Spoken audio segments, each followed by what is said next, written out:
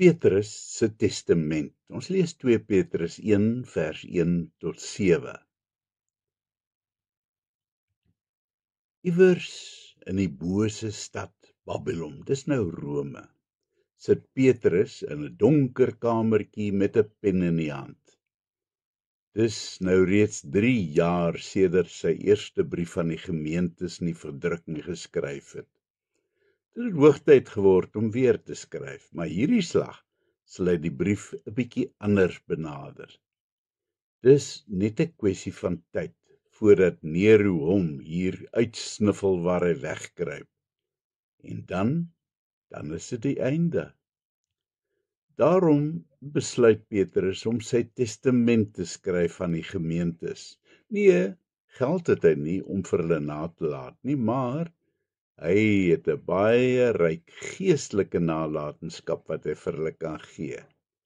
Hy het immers van Jesus die kosbare en allergrootste gawe as geskenk ontvang.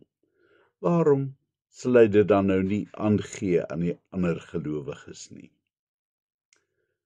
Van Simon Petrus, 'n dienskneg en apostel van Jesus Christus, begin hy skryf. Ja, Jesus het hom geleer hoe om waarlik 'n dienskneg te wees. Sal hy ooit die dag vergeet, toe Jesus die skottel geneem het en by sy voete gaan sit het? Petrus het hom daai dag boeglam geskrik, want dis mos 'n slaaf se werk om voete te was. Geen gerespekteerde rabbi sou ooit so 'n ding doen nie. Maar Jesus wou vir hulle wys wat dit werklik beteken om 'n apostel te wees. Dit beteken terselfdertyd dat jy 'n dienskneg of selfs 'n slaaf moet wees en bereid moet wees om die minste te wees en selfs dinge te doen wat niemand anders wil doen nie. Petrus het eers geweier dat Jesus sy voete was, maar nadat Jesus verduidelik het, moes hy sy kop in skaamte laat sak. Dit was eers baie later wat die volle werklikheid van Jesus se handeling tot hom deurgedring het. Om leiding te kan neem, moet jy in opregtheid ander mense dien. So volg jy nie alleen vir Jesus na op die regte manier nie, maar op hierdie manier wen jy ook siele vir Jesus. Maar hierdie is nie die enigste ding wat Petrus vir die gemeentes in sy testament kan nalaat nie. Daar is 'n ryke skat van beloftes wat hy van God ontvang het, wat hy ook vir hulle kan deurgee. Die eerste en grootste van hulle is om Jesus te ken.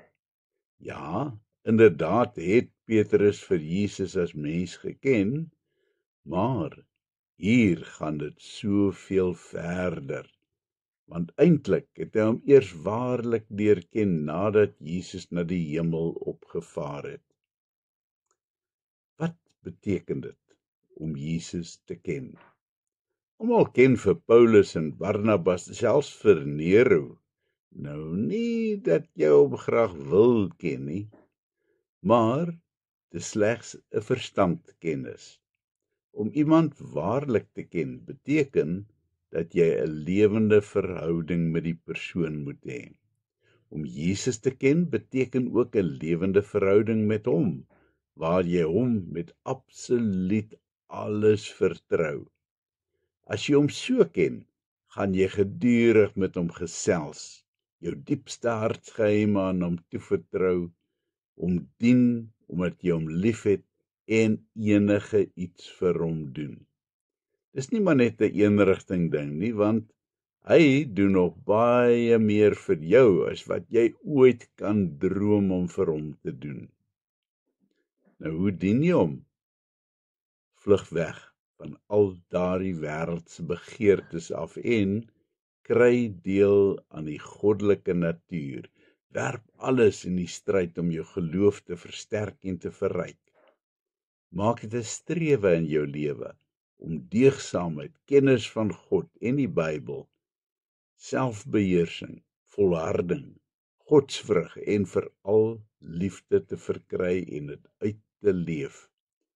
Liefde onder mekaar as gelowiges is van die uiterste belang, maar ook liefde aan ander mense wat nog nie die geloof in Jesus het nie.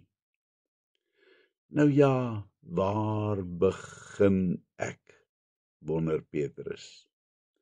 Hoe skryf ek hierdie dinge sodat hulle dit gaan verstaan, maar belangriker nog, dat hulle dit prakties gaan uitleef? Sy goddelike krag het ons alles geskenk wat ons nodig het om te lewe en hom te dien, skryf hy.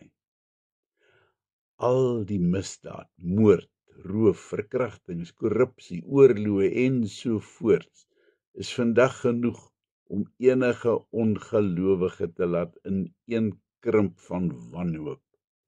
Dan is daar nog die dinge waaroor ons geen beheer het nie. Klimaatsverandering wat dreig om die aarde te verswelg, oorstromings, orkane, droogtes, besoedeling, sinkgate wat die aarde insluk. Dis nag daar buite. In Petrus se tyd was dit nog veel erger. Petrus se laaste woorde was egter nie vol smart, pyn, angs, selfs verlorenheid, wanneer hy wag op sy gruisame marteldood nie. Dit was propvol hoop, verwagting en blydskap. Wat 'n wonderlike inspirasie is hierdie brief vandag nog steeds om elkeen van ons deur die donkerste tye te dra. Dis dus nie nodig vir my en jou om in die donker voort te ploeter wanneer die laste van die lewe ondraaglik begin raak nie. As die dood jou in die oë staar, of as alles net eenvoudig te veel raak vir jou, weet dan, dat alles hier op aarde net baie tydelik en verganklik is, en dat die wonderbare lig van die splinter nuwe lewe saam met Jesus reeds helder skyn en vir ons wink. Wees dus verstandig. Volg Petrus se voorbeeld na en wees 'n dienaar en doen wat die Bybel ons leer totdat die lig vir die wêreld terugkom op die wolke. Kom ons bid. Dankie vir hierdie bemoedigende boodskap van Petrus, Here. Hou my asseblief op u regte pad. Amen.